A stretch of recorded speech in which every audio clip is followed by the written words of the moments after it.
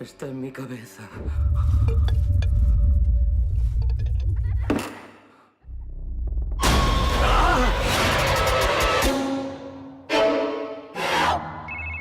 Soy Elise. Necesito ayuda.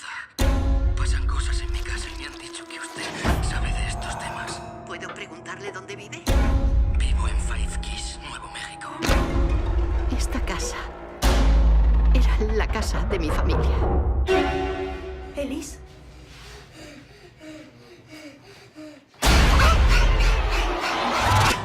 ¿Cuándo comenzaron los incidentes? Poco después de instalarnos. He visto espíritus antes, todos estos años. Yo también veo cosas. Pero este es diferente.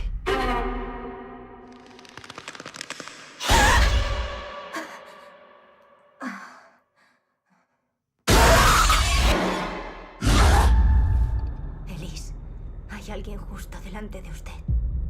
No hay nada.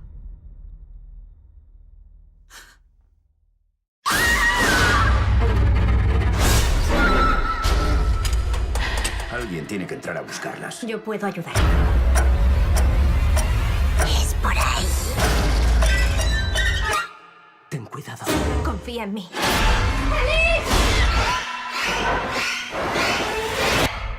Estas apariciones pueden ser aterradoras.